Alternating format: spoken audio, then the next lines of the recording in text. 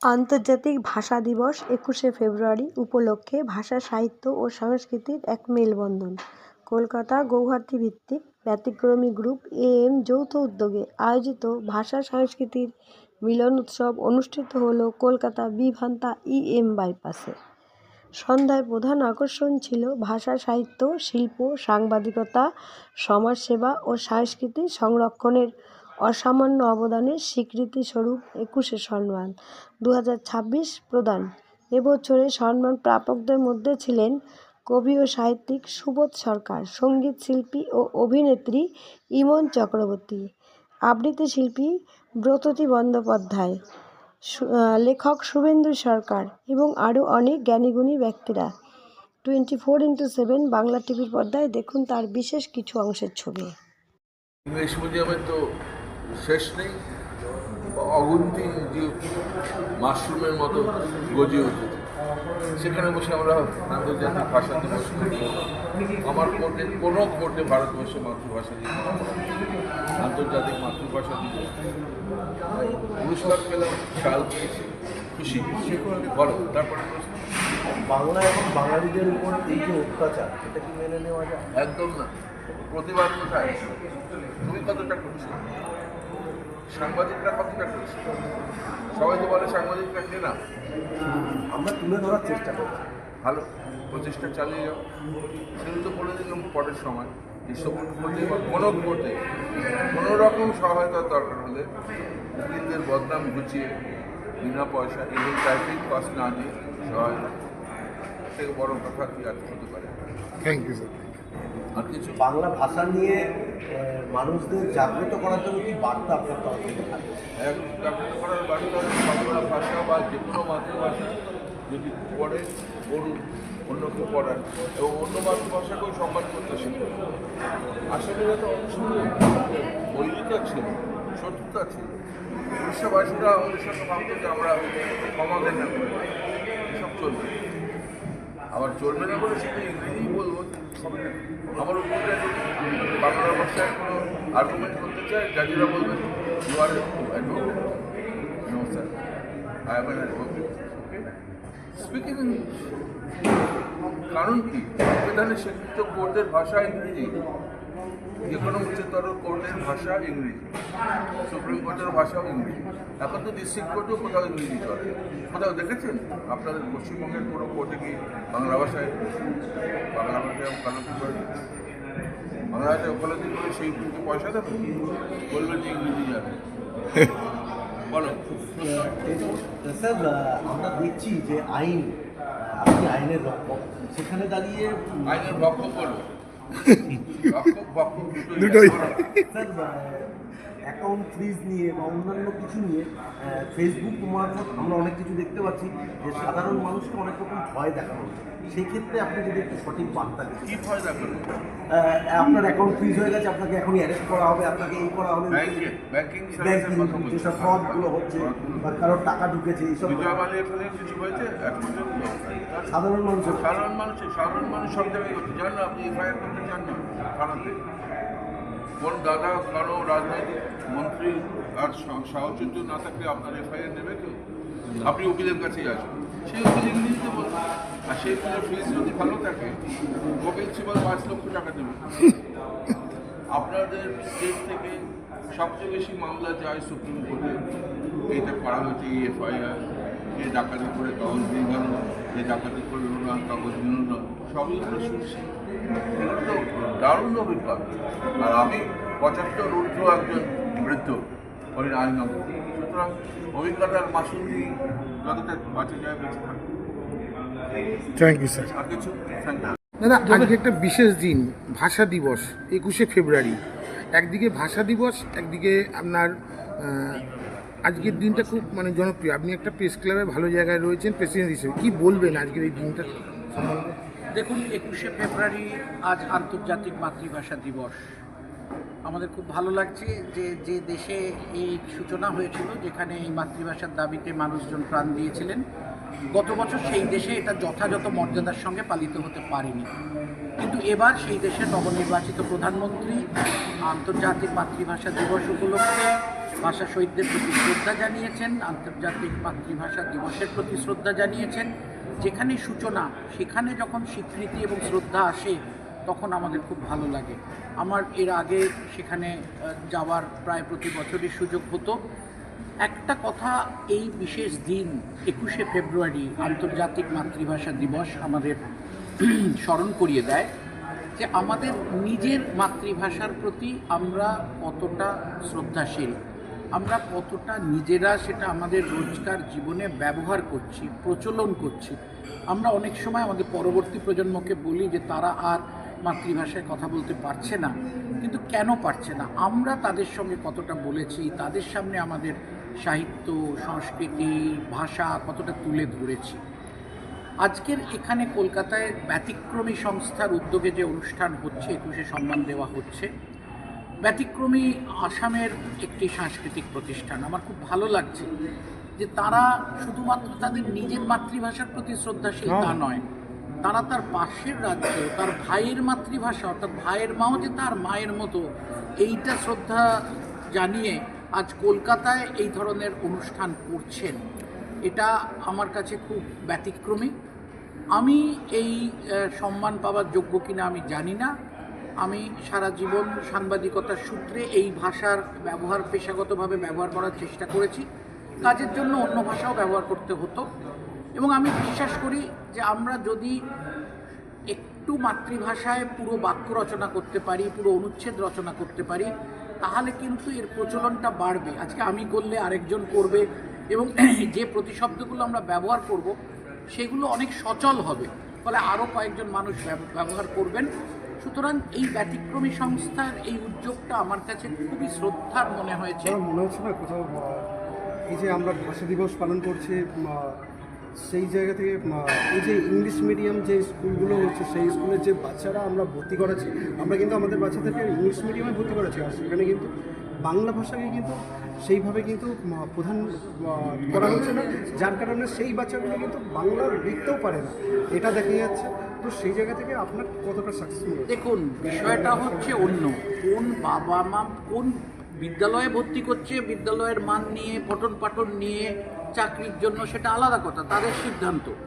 মাতৃভাষায় যেখানে শিক্ষাদান হচ্ছে সেই বিদ্যালয়গুলোর কি অবস্থা কি নয়, অনেক বিদ্যালয় আজকে ইংরেজি মাধ্যমে চলে যাচ্ছে, সেটা বড় কথা নয়, কিন্তু তাদের সামনে তার মাতৃভাষাটা কতটা তার পিতামাতা বা তার অভিভাবকরা উপস্থাপন করছেন, বলছেন, শোনাচ্ছেন। দেখুন, আমরা তো মায়ের কোলে বসে সেই কবিতা শুনেছি, তবে তো ভালো লাগাটা আসবে। আমি কতটা তৈরি করতে পারছি, আমার পরবর্তী প্রজন্মে পড়তে যাচ্ছে সে তো 10টা থেকে 5টা, বছরের 365 দিন তো নয়, বাকি সময়টায় আমি কি করছি মাতৃভাষাটাকে, আমি কতটা বলছি শুদ্ধভাবে আমার মাতৃভাষা, আমি কি বলতে পারছি, আমি কি আমার বাচ্চার সামনে মাতৃভাষার সাহিত্য যে এত ঐতিহ্য আছে সেগুলোকে তুলে ধরছি। দোষটা সেখানে নয়, কোন বিদ্যালয়ে পড়ছে সেটা বড় কথা নয়, আমরা কি করছি। অন্যদিকে একদিকে আঙুল তুললে 3টে আঙুল আমার দিকে, আমার পরবর্তী প্রজন্মের প্রতি এটা আমাকে করতে হবে। থ্যাংক ইউ দাদা, আপনার thank you, thank you, thank you.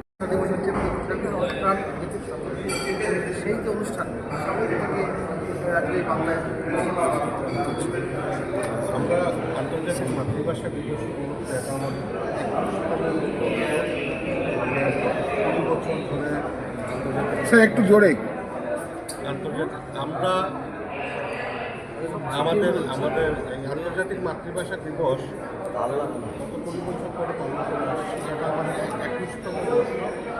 আমরা আসামের হতে পারি, কিন্তু মাতৃভাষা যেমন প্রত্যেকটা পৃথিবীর প্রত্যেকটা ভাষার জন্য, তাই আজ আমরা কলকাতায় এসেছি। আমাদেরকে একটু আমরা অপরিচিত মনে হচ্ছে না, কারণ আমরা যে বিষয় নিয়ে কাজ করছি সেই বিষয়টা হলো ভাষা, এবং ভাষার অগ্রগতির জন্য আমরা পৃথিবীর যে কোনো জায়গায় দাঁড়িয়ে এই আন্তর্জাতিক মাতৃভাষা দিবস পালন করতে পারি। আন্তর্জাতিক মাতৃভাষা দিবস কোনো একটি বিশেষ ভাষাকে স্বীকৃতি জানায় না, এটা প্রত্যেকটি ভাষার জন্য এই দিবসটিকে উদযাপন করা হচ্ছে। এবং আমাদের খুব ভালো লাগছে যে আজ ভারতবর্ষে 13 জন গুণী ব্যক্তিকে আমরা এখানে সম্বোধনা জানিয়েছি, যার মধ্যে গততী বন্দ্যোপাধ্যায় রয়েছেন, ইমন চক্রবর্তী রয়েছেন, আচার্য শুভেন্দু সরকার রয়েছেন, এরকম আমাদের 13 জনকে আজ আমরা সম্বর্ধনা জানিয়েছি এবং আজকে একটা বুক সাইনিং প্রোগ্রাম এখানে হচ্ছে। সব মিলিয়ে আমরা চাই, আমরা যেমন এক বিশ্বে আমরা বিশ্বাসী, আমরা বিশ্বাস করি যে প্রতিনিয়ত যে একটা করে ভাষার মৃত্যু হচ্ছে তাকে যেন আমরা রক্ষা করতে পারি এবং নতুন প্রজন্মের কাছে মাতৃভাষার যে গুরুত্ব সেই বার্তাটা যাতে আমরা পৌঁছে পারি। স্যার, আজকে মাতৃভাষা দিবস, প্রত্যেক ভাষাকেই আমরা আলাদা করে সম্মান করি, কিন্তু বাংলা ভাষা এবং বাঙালির উপর যে অত্যাচার হচ্ছে সেটা কি কাম্য? পৃথিবীর সব ভাষাই আক্রান্ত, প্রত্যেক ভাষাই আক্রান্ত। আমরা আমাদের রাস্তা বের করতে হবে, এর জন্য আমরা এখানে এসেছি। আমি যে স্টেট বিলং করি, আমার স্টেট ভাষা হলো অসমিয়া। আমরা যে জায়গায় আছি সেই জায়গাকে ধরে নিয়ে আমরা এগোতে হবে। সমস্যা সব জায়গায় আছে, আবার সমাধানের পথটা আমাদেরকে বের করতে হবে। এই যে আপনাদের দেশে Gen Z generation, because এখন যেগুলো আমাদের Gen Z generation আসছে তাদের জন্য ল্যাঙ্গুয়েজ বলতে শুধু ইংলিশ, বিকজ তাদের এডুকেশনের জন্য বলুন বা তাদের প্রফেশনাল ফিল্ডের জন্য তারা ইংলিশটাকে বেশি প্রায়োরিটি দিচ্ছে। তো এটার ক্ষেত্রে তাদেরকে আমি আমার অভিজ্ঞতা থেকে দেখেছি, যত কিছু ক্রিয়েটিভ হয়েছে, যত কিছু ক্রিয়েটিভ সাহিত্য, সংস্কৃতি, সঙ্গীত যেখানেই বলুন, এই জেনজির জেনারেশনটাই কিন্তু এগিয়ে এসেছে এবং তারা যখন গান গায়, তারা যখন কবিতা লেখে, তখন কিন্তু মাতৃভাষার কাছেই ফিরে আসে এবং আমাদের এই মাতৃভাষার কাছেই ফিরে আসতে হবে, এটাই আলটিমেট। আরেকটা প্রশ্ন, আমাদের ইন্ডিয়াতে ডিফারেন্ট কাইন্ড অফ ল্যাঙ্গুয়েজেস আছে, ডিফারেন্ট কাইন্ড অফ কালচার্স আছে, বাট বেশিরভাগ ক্ষেত্রে হিন্দিকে প্রায়োরিটি দেওয়া হয়, যেটা আমরাও জানি। তো সেই ক্ষেত্রে কি বলতে চাইবেন? আমাদের দেশের রাষ্ট্রভাষা হিন্দি, একদম তাকে আমি প্রাধান্য দিতেই হবে। আমরা যদি দেশকে প্রথম বলি, আমি যদি প্রথম ভারতবাসী হিসেবে, আর রাষ্ট্রীয় ভাষা কি হিন্দি প্রকৃতভাবে? রাষ্ট্রীয় ভাষাকে তো রাষ্ট্রীয় ভাষা কিন্তু এখনো পর্যন্ত করা হয়নি যে রাষ্ট্রীয় ভাষায় হিন্দি। দেখুন, যে আমাদের বক্তব্য বিষয়, যেহেতু আমরা আন্তর্জাতিক মাতৃভাষা নিয়ে কথা বলছি, আমরা প্রত্যেকটা ভাষা নিয়ে কথা বলছি। হ্যাঁ। সেখানে হিন্দি, বাংলা, অসমিয়া, উর্দু, যাই হোক, রাষ্ট্রীয় ভাষা প্রত্যেকটা হিন্দি নিয়ে আসবো। বলে এখনো পর্যন্ত গণ্য হ্যাঁ, করা আমার হয়নি। কথাটা হলো, আমরা কিন্তু শুরু থেকেই বলে আসছি, আমরা এমন একটা প্ল্যাটফর্মে বিশ্বাস করি যেখানে প্রত্যেকটা ভাষাভাষী মানুষ, প্রত্যেকটা জনগোষ্ঠীর মানুষ যেন নিজস্ব ঐতিহ্য নিয়ে বেঁচে থাকতে পারে। এখানে স্পেসিফিক্যালি কারো বিরুদ্ধে আমাদের কোনো কথা নেই, কারো করে আমাদের কথা। ধন্যবাদ। আন্তর্জাতিক ভাষা দিবস কী বলবেন আজকে? আন্তর্জাতিক ভাষা দিবস আমাদের জন্য খুবই ইম্পর্ট্যান্ট। আমি এই জন্যই ভাবি, কারণ আমি হয় ভাষা আমাদের অস্তিত্ব, আমাদের পরিচয়, সেটা দিয়ে আমরা লোকেশন কমিউনিকেট করি। অ্যান্ড আজকে এখানে আমি এসেছি ব্যতিক্রম অ্যান্ড মেরাকি অর্গানাইজ করেছে। I think it's great that 21st years they are celebrating ভাষা দিবস এখানে। আমাকে অনার করার জন্য আমি খুবই গ্রেটফুল। স্পেশালি ভাষা আমার জন্য খুবই important. Being from Assam, being Bengali, working in Hollywood, then working in South. So ভাষা আমার লাইফে কিন্তু অ্যাজ অ্যান আর্টিস্ট অনেক স্পেশাল রোল প্লে করেছে। And to prove myself my Hindi is good, একটা যুদ্ধ করেছে। সো ভাষা আমার জন্য খুবই ইম্পর্টেন্ট। অ্যান্ড সবার জন্য ভাষা যদি আমাদের ভালোভাবে নলেজটা না থাকে, কমিউনিকেশন ক্যাপাসিটি চলে যায়। So I do tell our children, বাচ্চাদেরও বলি যে যেরকম বাড়িতে আমি বেঙ্গলি বলি, কিন্তু আসামিসটাও যাতেও শেখে, কিন্তু ইংলিশটাও জানি, হিন্দিটাও জানে। সো আমি একটু তামিলও বলি। সে ভাষা is important for us, and we being Indian, we are so lucky to so many language অনেকগুলো আছে। So we are lucky to have this special India where we have a lot of language to explore. Thank you so much. Thank you. Sir, আজকে ভাষা দিবস 21শে ফেব্রুয়ারি। আসামের একটা সংস্থা থেকে আপনাকে এখানে আমন্ত্রণ হয়েছে, আমন্ত্রণ করা হয়েছে আসামের একটা সংস্থা থেকে। কি বলবেন স্যার এই আজকে যে 21শে ফেব্রুয়ারি সম্বন্ধে যদি কিছু বলেন? আজকের দিনটি প্রথমত অত্যন্ত ব্যতিক্রমী অনুষ্ঠান, কারণ একটি ভাষার পক্ষে কথা বলবার দিন নয় আজকে প্রতিটি মাতৃভাষার পক্ষে কথা বলতে। আমরা সবাই জানি রাষ্ট্রসংঘে আজকের দিনটিকে আন্তর্জাতিক মাতৃভাষা দিবস হিসেবে গণ্য করার অনুরোধ যারা জানিয়েছিলেন, তাদের মধ্যে কিন্তু শুধু বাংলা ভাষা মানুষ ছিল। তাদের মধ্যে হিন্দি ভাষার মানুষ ছিলেন, তাদের মধ্যে ফিলিপিনো ভাষার মানুষ ছিলেন, তাদের মধ্যে জার্মান ভাষার মানুষ ছিলেন, তাদের মধ্যে বাংলা ভাষার মানুষ ছিলেন। তো আজকের দিনটি কোনো বিশেষ একটি ভাষার দিন না, আজকের দিনটি হচ্ছে মাতৃভাষাকে গ্রহণ করবার দিন, মাতৃভাষাকে সম্মান জানান। প্রত্যেকের মাতৃভাষা, যার ভাষা হিন্দি, যার মাতৃভাষা হিন্দি তার দিন, যার মাতৃভাষা বাংলা তার আজকে তার দিন। মাতৃভাষাকে গ্রহণ করার, মাতৃভাষাকে সম্মান জানানোর দিন। এবং এই দিনটিতে অন্য একটি প্রদেশ থেকে, আসাম থেকে একটি সংস্থা, একাধিক সংস্থা এসে কলকাতায় আরেকটি অনুষ্ঠান করছেন এবং করে মাতৃভাষার পক্ষে কথা বলবার জন্য মানুষকে অনুরোধ করছেন এবং মাতৃভাষার পক্ষে যারা আছেন, মাতৃভাষা চর্চার পক্ষে যারা আছেন তাদেরকে সম্মান জানাচ্ছেন। এর চেয়ে বড় ঘটনা আর কিছু হতে পারে না। এই দিনটির জন্য, এই কারণটির জন্যেই আজকের গোটা সন্ধ্যাটি স্মরণীয় হয়েছে। আমার নাম সুমন গুল, আমি পেশায় অধ্যাপক, আসাম বিশ্ববিদ্যালয়ে বাংলা বিভাগ। আমার বাড়ি কলকাতায়। আপনি আসামীয় বিদ্যালয়? আসাম বিশ্ববিদ্যালয়ে বাংলা বিভাগ। Thank you sir. ম্যাম, আজ মাতৃভাষা দিবস, বাংলা এবং বাঙালিকে কি বার্তা দেবে? पहली बात तो ये है कि I am also fluent in Bengali, so I have to be excuse that I will be speaking in English. So this the World Mother Language Day, that as I have already spoken on the stage, like it is celebrated all over for individual mother languages. Recognition for the mother languages is also required to be given. And we have our authorized languages like English, Hindi everywhere. But so far as the mother languages are concerned, so it also needs to be recognized. It also needs to come forward. Like it has to spread, because here, like I am an advocate by profession, and while practicing in court, I am not allowed to. If I practice in Assam, I am not allowed to speak in Assamese, or I practice in Delhi, I am not allowed to speak in Hindi, but I have to speak in English. In Kolkata High Court especially, I have to speak in English. In Kolkata High Court, English is the official language, but I am not allowed to speak in any other language there. So that is the main reason why these things should be, these occasions should be celebrated in such large scale, that our mother languages, I am from Assam, I can speak Assamese, other languages, Bengali language, it has to spread. Like if these languages are required to be made the official languages also in some in the higher authorities also.